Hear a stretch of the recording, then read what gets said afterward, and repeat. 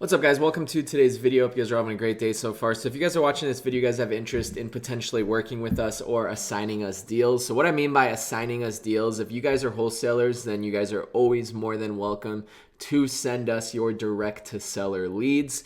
One thing I want to note before we get started here, we do not want to see daisy chain deals, meaning if it's not your deal and you're not direct with the seller on the property, please do not send us the deal. We get sent a ton of deals a day and a lot of them are repeats from another list or another wholesaler, and they get daisy chained down 2-3 people with a 5-10K assignment added on to each one.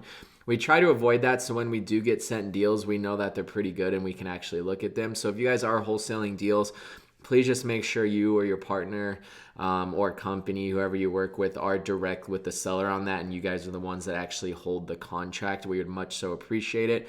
And then if you guys are just looking to find us deals here and work with us from that aspect, we are welcoming that as well. And we always try to pay out, it varies, but around like 10% projected profits. Or if you guys have a specific number in mind, like, hey, I want to make $5,000 on this deal, we can try to make something work on that. If you guys don't want to lock up the contract yourself and you just know maybe a family friend or a neighbor, you want to sell your house, like, we would love to work with you guys on that and pay you out, whether it's a partnership on the end when we go to sell the property, whether it's based on a projected profit. So if there's a projected profit of around $40,000 on the property, we would cut you a check prior to the close of escrow. When we buy it, we'd cut you a check for around $4,000 on the property simply for referring us a lead, a family member. Or you can simply get the contract yourself and assign it at whatever price you guys want to assign it at, and then it'll just come down to, are we willing to take it at that price? We typically stay under $500,000. I found myself like,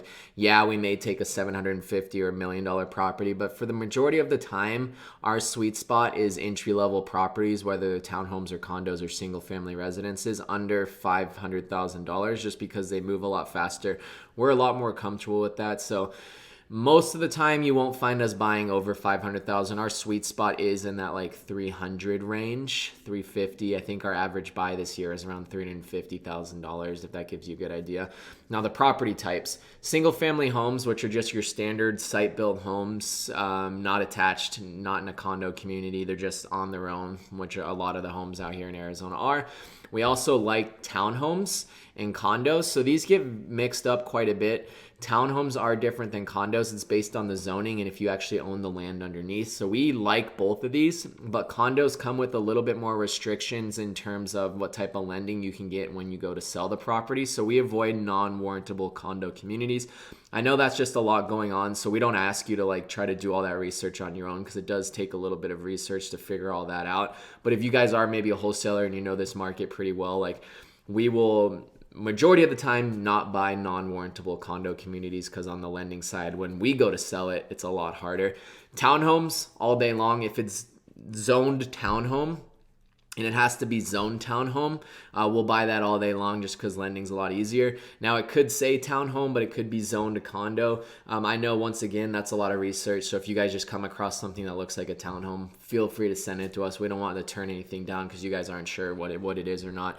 So we welcome single families, condos, and townhomes all day long. We love that. Locations. This is where it's very important to us. Like, our Chandler, Gilbert, Queen Creek, Mesa area, we typically buy at a much higher ARV. It's like we're willing to buy much tighter deals in these specific East Valley areas, just because we know the areas very, very well and we're very confident in these areas. So if you got a tighter deal in like Gilbert or Chandler area, feel free to send it our way, even if it's like on the tighter end, like it doesn't reach our 70% ARV or 70% ARV. It could be a little bit tighter. But when you start getting into places like Buckeye, Glendale, Goodyear, for example, we do need those typical spreads in our margins for it to make sense to us.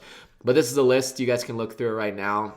We still do buy in other areas that's not listed, but like I said, this video is just like majority of the time you'll probably find us buying in these areas, so it's very helpful for us.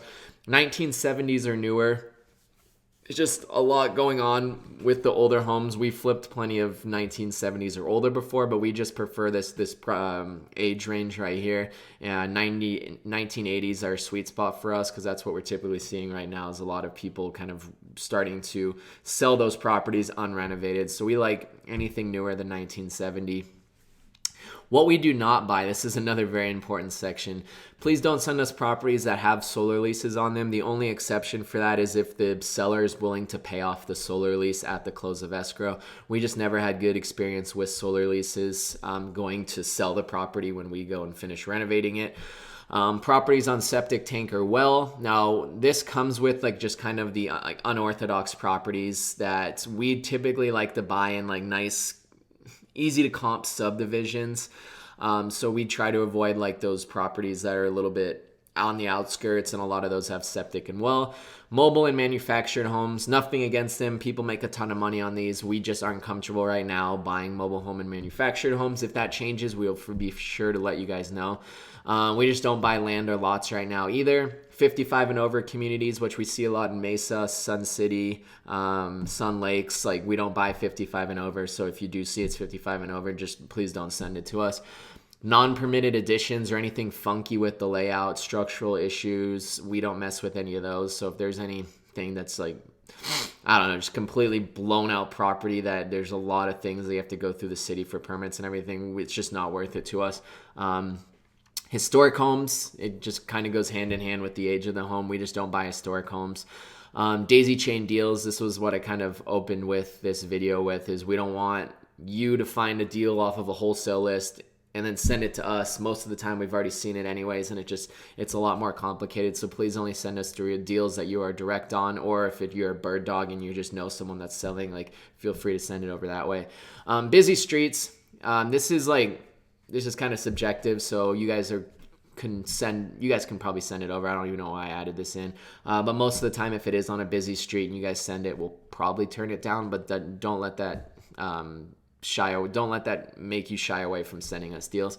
Incentives, if you guys ever want to pitch a deal, like your neighbor, like, what I mean by more this incentive column is if you guys ever needed the pitch for us, like, hey, I have a client, like, we cash close within 48 hours, flexible close of escrow. So if they have a specific time or day they want to be out, whether it's long or short, we can accommodate to that. We do lease backs as well. So if they need their money within the next 3 days, but they don't want to move within the next 3 days, we can accommodate them for usually a month afterwards, sometimes 2 months if the margin's there.